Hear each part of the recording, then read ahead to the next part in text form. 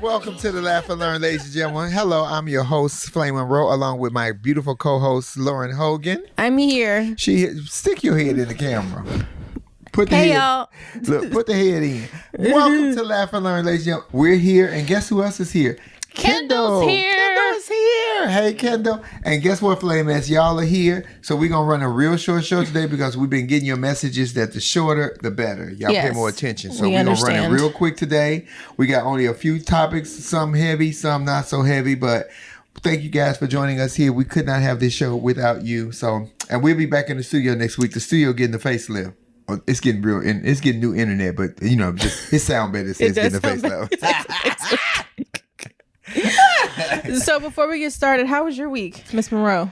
Good week, slow week this week. Just a meeting. We had a meeting this week. Yeah, we had a meeting. We did. The meeting was just, to me, was just meh. But we're moving forward. So we're glad you guys are here. It was a calm week. We got a bunch of stuff coming up. In the news in the meeting was not a good week, but in my life it was a calm week. Hi, Chrissy Potts. Well, that's good. Chrissy Potts. That's Chrissy Payne, y'all. She wrote, "Laugh and learn with Flame." Hey, he, she, we. He, she, we. He, she, we. How was your week, Lauren? My week has been very busy. Did you get your new house? Tomorrow. I get the keys tomorrow and we close escrow, child. It's been a process. It's been an ordeal.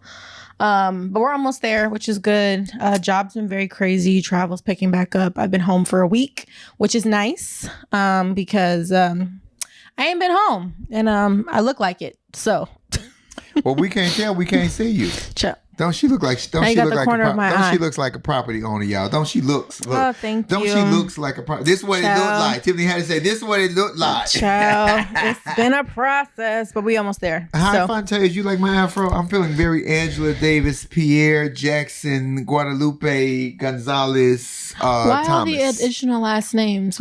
Let me in on the joke. I want to be inclusion. Oh, inclusive. That's okay. I was like, let me in on the joke because I want to laugh. Yang, Jackson, Guadalupe, Gutierrez, Eagle Feather. I want to just make sure I cover all the bases. Okay. Shit, damn. Okay.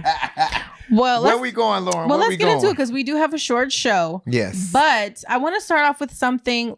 Well, I don't know if it's lighthearted, but it's, celebrity news. So LeBron James' son, Bronny James, went to prom. And child, the people are in an uproar that he took this little white girl with him. So how do you feel about interracial? Well, I don't know if they're a couple or anything, but, she's white, he's black. The people are in an uproar. What do you think? Oh, I think he just took a girl to prom. What difference does that? See, I don't see that. Yeah, I know you don't see color. I do see color, but I don't see love is no color. And that's not to say that he's in love with this girl. Right. Like you said, that might not even be his girlfriend. Yeah, we don't know. It may just be his prom date. Yeah. And, we do our track record. It's easier to get some prom cat from one side than it is from the other. Wait a minute. Well, the funny thing is, though, because, LeBron, like his prom picture came out. He actually took a white girl to prom, too, but he ended up marrying Savannah. And having children. And he's still with his black wife. Yes, he is. So, but what it's going to do is going to become a house of cards because they're already trying to pass Roe versus Wade. Like you always said, it's just opening up a floodgate of drama. So. Oh, I see what you're saying. Yeah. That. To your point, Roe versus Wade is definitely serving as a bit of a gateway to other things like, the trans rights and don't say gay. And then now it'll be interracial marriage and a whole bunch of other segregation. Things. It's all going to come, y'all. Yeah. I'm telling y'all, I got to stand up and fight for it. And Lauren just made a point off camera before we came on because Lauren said that the high school that this young man goes to is Sierra Canyon, which is a very exclusive high school for wealthier. Yeah, it is. Upper echelon. Yeah, the celebrity kids, that's where they go to. Yeah, and mostly school. Not us. Mostly them. Yeah. Well, I mean, there's a lot of white kids that go there. I mean, that's why I said mostly them. Yeah, like Dwayne Wade's kids go there. And I don't know some other celebrities, but anyway, it's a celebrity kid high school. That's kind of what it is. So Miss Savannah is not worried. LeBron's wife. She's not. We all know she's crazy and we'll put the paws on somebody. So she don't play. And we love her too. So let me tell y'all something. We make it different. He took a girl to the prom. She just happened to be a white girl. We would have had something to say if she'd have been a trans girl, or if she'd have been a fat girl, or if she'd have, you know what I mean? Get y'all some business. Can I tell you the funniest part though was his little sister's face?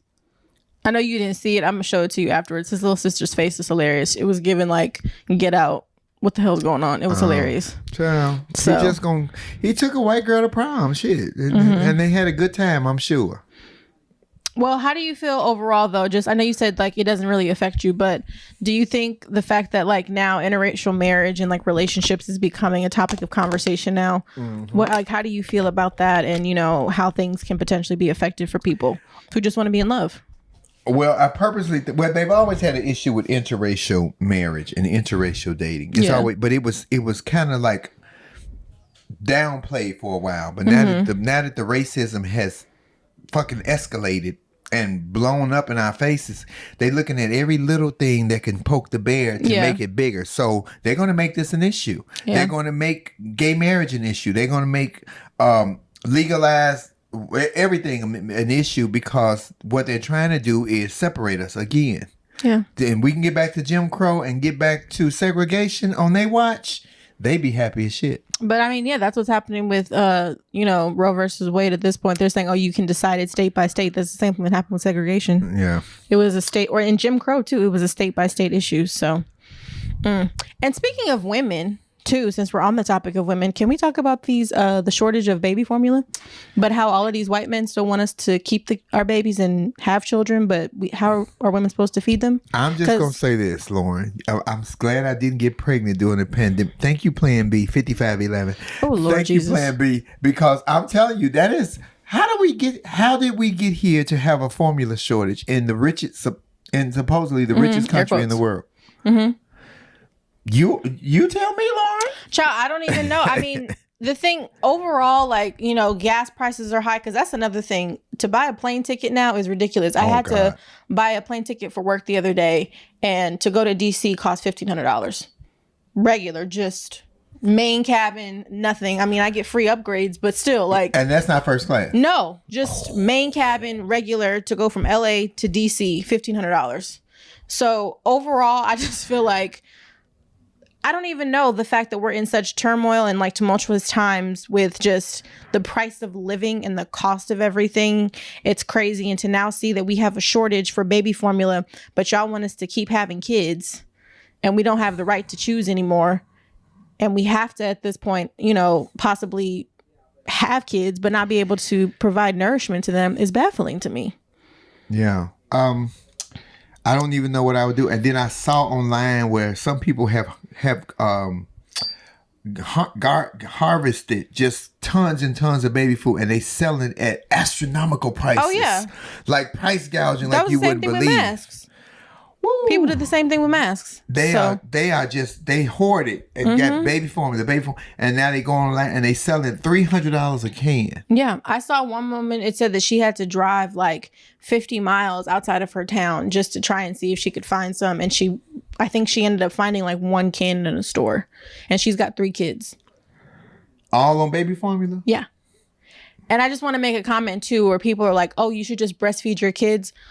Just FYI, for your information, all women are not able to breastfeed because they may not produce milk. The baby may not latch on. So don't say ignorant things like, oh, you can just breastfeed your kids, because all women can't do that. So.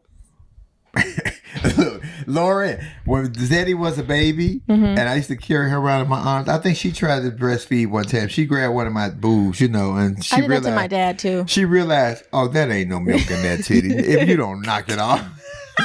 That was your fault. You falsely advertised for the poor baby. So, she grabbed it. I'm like, girl, ain't no milk in there. It's a little Silla milk, but it ain't no regular. It was Similac. Silla milk. Silla milk. Like silicone milk. Silicone milk. Ain't no Similac. It was Silla milk. Shit. Oh my goodness. That is very scary. And to people who have babies out there, because they were saying, because I seen 2 reports that they changed the kids' formula because they ran out of one, and they tried something new, and the baby got really, really sick to where they had to take it to the emergency room, because you can't switch it up on a baby system like that. Right. Yeah. You'll ruin the baby very system. Gentle. Yeah.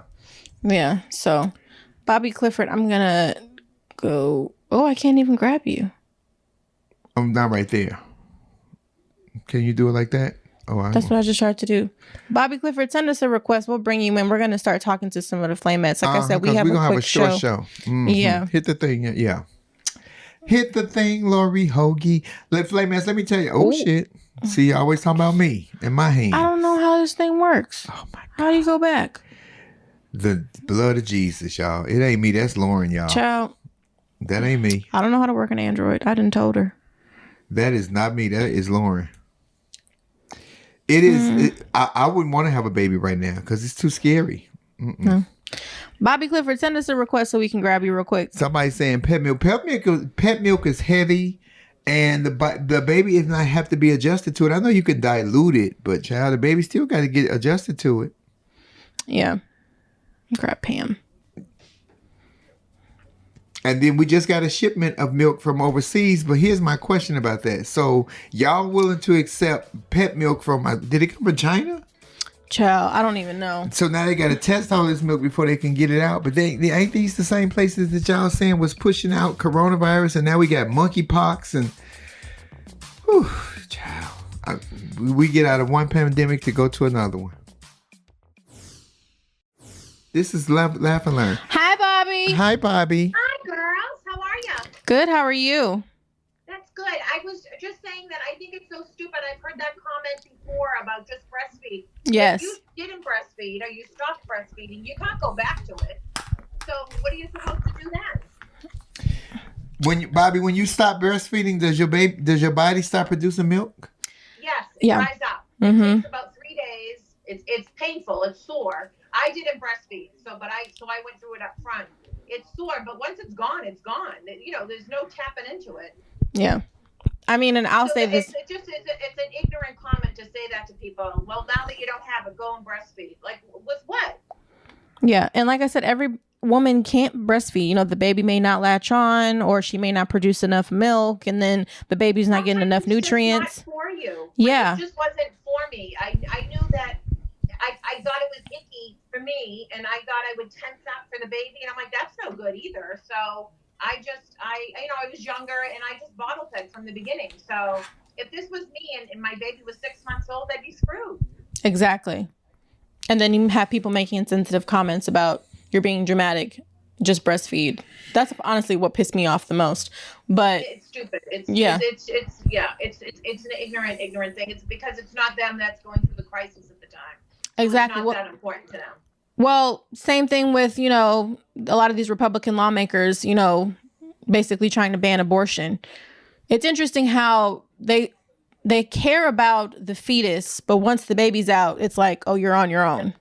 So how am I supposed to make sure that this kid grows up properly, is tended to, is well taken care of, is healthy? Y'all don't care about that. Because my thing is, if you want me to have this baby so badly, then pay for it so I can take care of it.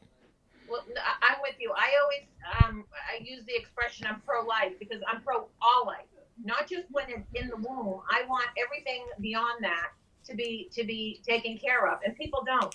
I've had a special needs sister back in the 70s when it wasn't popular to have your kids out and about.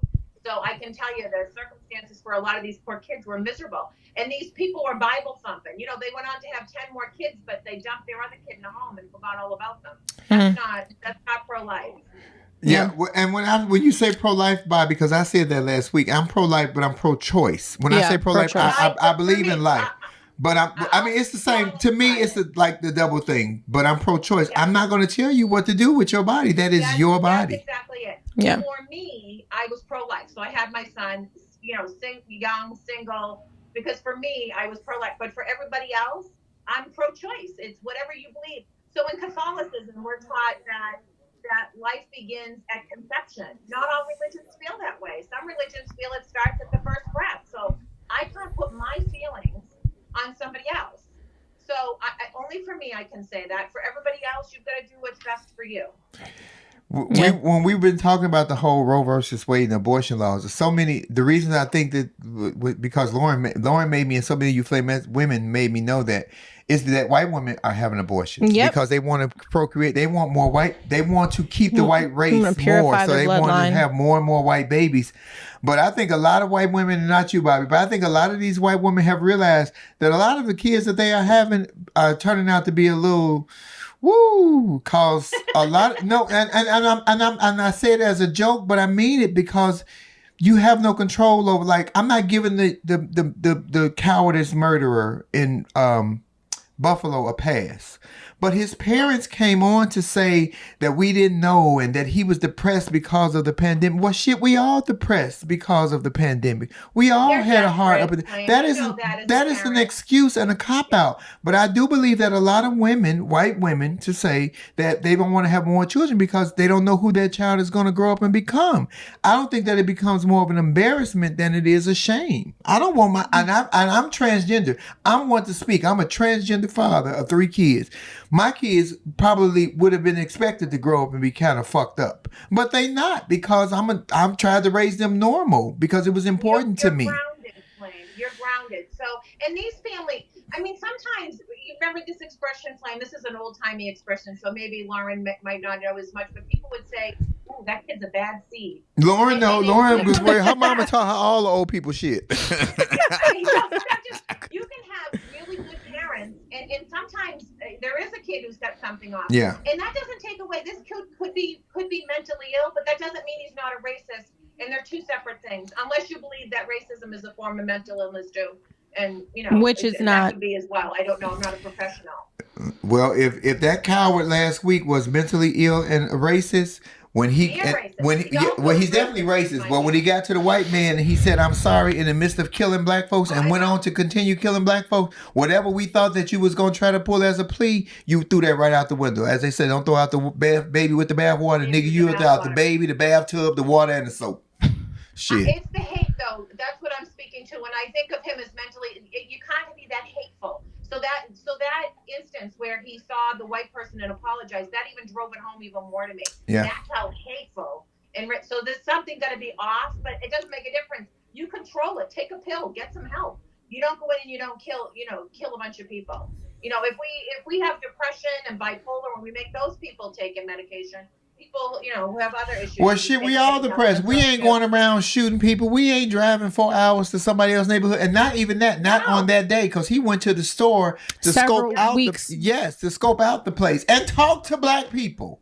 Yeah. And talk. You don't hate black people and then go and kill them and you talk to them. That all of that shit right there. They wouldn't want me to be a prosecutor. I'd be the worst prosecutor in court. Well, yeah, because if we officially want to shift to the Buffalo shooting, I also blame Tops, like in general, like the management, because apparently some of the store clerks reported that this man kept coming in there and saying the N-word and making racist threats, and the management didn't do anything. Wasn't aware of that. I don't know why they wouldn't have called the police. I would have just to have his ass hauled out. Nobody should be shopping and have to listen to that. It's bad enough shopping. I hate grocery shopping. Yeah. I don't need to be sitting and insulted. Exactly. So he was coming for several weeks and scoping out the place and actually engaging with, the black people that were working in the store and making racial slurs and like being verbally abusive. And some of the employees reported it and Tops didn't do anything about it. But if we're going to go after Tops, then we got to go after the FBI too. They knew a year before when he put threats out to the school. He wrote manifestos. He had shit on his Instagram page. Well, I definitely blame the FBI for a lot of things. Yeah, y'all knew he was a damn walking nutcase. Back again to when I said, y'all know Lil Billy is crazy, but y'all help Lil Billy get a job as a police officer and give him a badge and put him in the wrong neighborhood. His parents had to know that something was off balance with him. I'm not giving the parents a pass. Absolutely. And why you as a parent know that if one of your kids, something was off a little with one of your kids, and if it's a 4-hour drive down and a 4-hour drive back, wouldn't you say, where the hell's my kid for 10 hours a day? You would think. I mean, I would have. If I had a kid, I've had a kid that's had, depression and suffered from it, and I watch every movie he makes. I can't imagine him disappearing for 10 hours a day at 18 years old, not knowing where he was. I know he's a grown-up, but I'd be like, I don't know. Here's the scariest part of it. He's the oldest of 4 kids, and he's 18, and he hate black people that much in that home. What the mother 3 doing? What the mother 3 kids doing? Because I don't know what the parents. Hope they get help now. Yeah, and I don't know what the parents. People are made aware of the family, right? So. Yeah, and I don't know what the parents' involvement is in terms of teaching the racism within that household. Apparently, he's, been listening to Tucker Carlson and, researching replacement theory and all of these different things. So I don't know the parents' contribution, I would say, to, his idea of racism. But that is scary, though, to think that you've got 3 other kids in the house and your oldest has become a mass, murderer. So. He's absolutely a mass murderer. But you also have to think, strangely enough, so my family is obviously Democratic. Do you know my little biatch sister Teresa is a Republican, and she absolutely is a staunch Republican, the bitch. And but wait a minute, though, Bob. But Bobby, wait a minute, because there are some good Republicans. There's some bad Trumplicans. Well, there's some bad Trumplicans. Person, though, you know, like I'm like Terry, the first person they cut is your services. So you would think but she's like, no, those are those people. My only point of saying that story is you can have people in a family and a kid can pick up on not necessarily the parents' ideology, even though it's out there. Absolutely. That's all I'm saying. That was it. We were shocked. I took her to go vote once. I think I told you the story. And I'm like, Teresa, I will take you to the Outback and we will get a burger if you vote for Gore. So she goes in, she puts her vote in, and I went, yes, we're leaving. And she's putting it in the slide thing, and she says, she made me vote for the small shrub. Bush. Son of a bitch. The cop comes over, and he says, what, the small shrub? They didn't know Terry speak, that meant Bush. And I'm dragging her ass out of there. I'm like, you're getting McDonald's now. You're not getting What's true? Bo, you are hilarious. Oh, my God. Oh, she went there. I mean, she likes the platform of the Republicans. She does. So you can, these parents might not necessarily, they might not have been horrible. That's all I'm saying. They might have been horrible. I don't know. Well, he ain't learned no N-word from watching Good Times and the Jeffersons. He was sitting at that dinner table. No. He reminds me of, remember now that we've got the internet and everybody's out, right? Everybody's got a lot to say. When Flame and I were coming up, these were the people that hung in the basement that didn't fit in with anybody, and they were researching. And I have a feeling that he, like a Tucker Carlson, he latched on to something, and just his hatred grew like a fungus. He felt like he belonged to something. Yeah. Yeah, and that's exactly it. It's the misfits, Lauren, right? Yeah. So and was it a hatred more than it was an emptiness? Was it a hatred more than an emptiness? Because a hatred, hate is a very strong emotion. Right?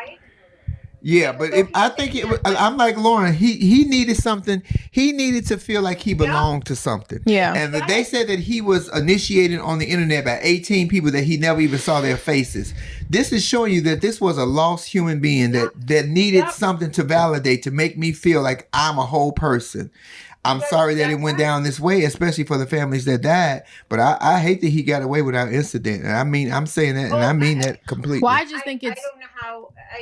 I don't know how. He reminds me of the correction officer, right? Just somebody looking to grab onto something so that they belonged. She grabbed onto a criminal, and he grabbed onto. It's like a cult, right? She didn't grab onto that criminal. She grabbed onto something, but it wasn't a criminal. Yeah. It was criminal what he had because he put it on her.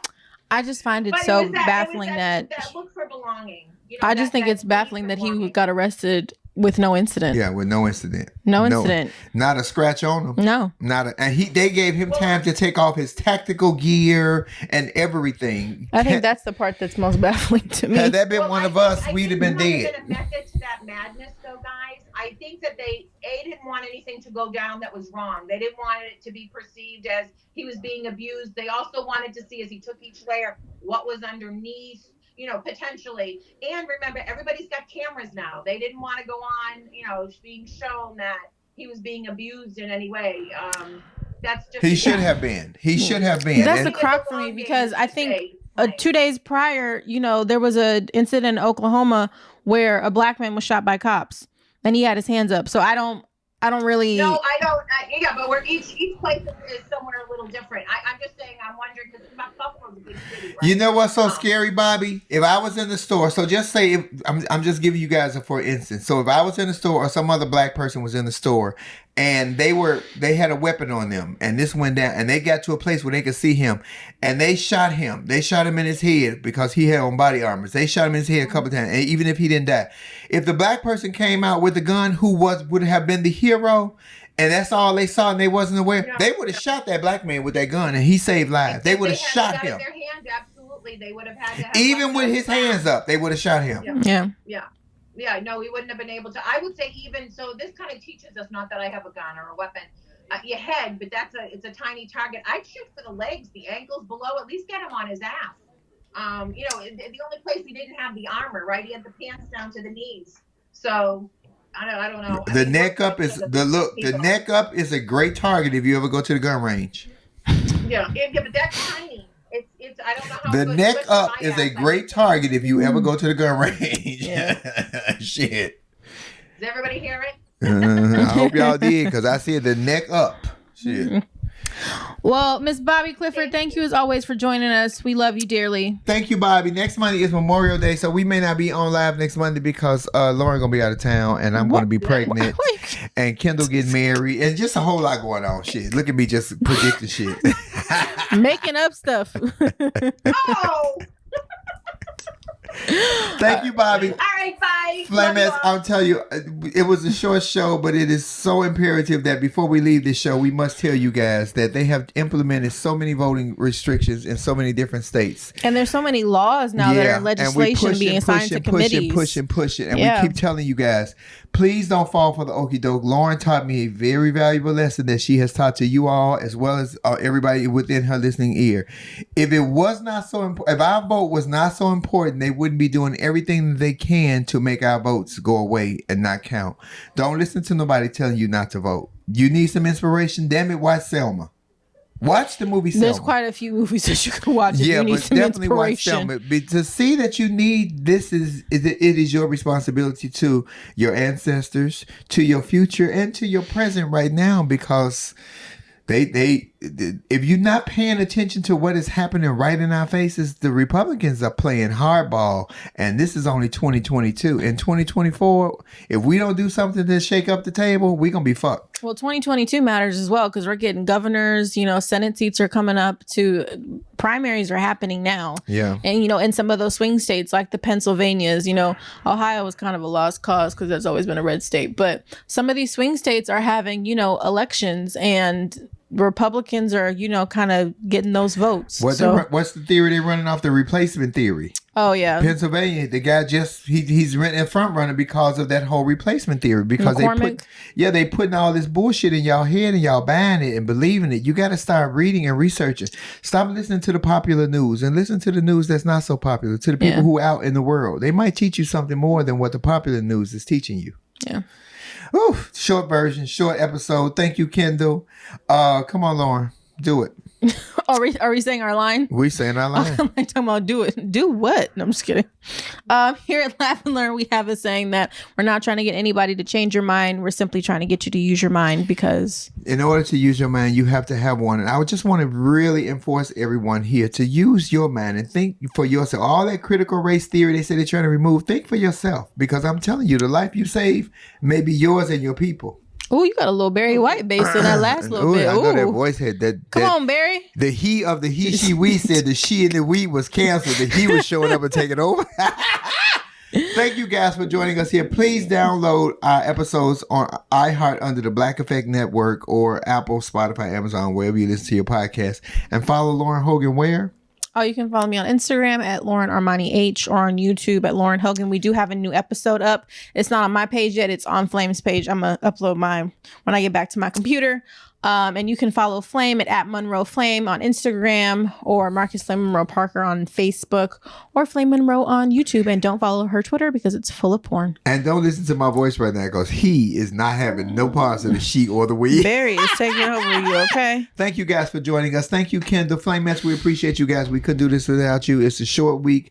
I'm right. That's a great message. Do your homework before you go to the polls. Make sure that all your I's are dotted and your T's are crossed. They are being particular. Yep. Almost back to the 50s where you had to guess how many marbles was in the bowl. It won't be as vicious as that, but damn, they're going to get as close as they can. Or even so, we've got Republicans running on the Democratic ticket. Oh, you better tell it, Lauren. They're running up under a fictitious name. That's called a wolf in sheep's clothing. Exactly. So pay attention to your candidate and make sure that they match the values not only this year, but 3, 4, 5 years ago, because they changing up the game just to win. They're playing chess, not checkers. See you guys in next week. Thank you guys for joining us. Peace. Don't miss an episode of Laugh and Learn. Listen and subscribe on the Black Effect Podcast Network, iHeartRadio app, or wherever you get your podcasts. Laugh and Learn Podcast is a production of the Black Effect Podcast Network and iHeartRadio. Our executive producer is Tiffany Haddish. Our theme music is by the one and only Chrissy Payne. Thank you guys. This is Flame Monroe. Don't forget to laugh, listen, and learn.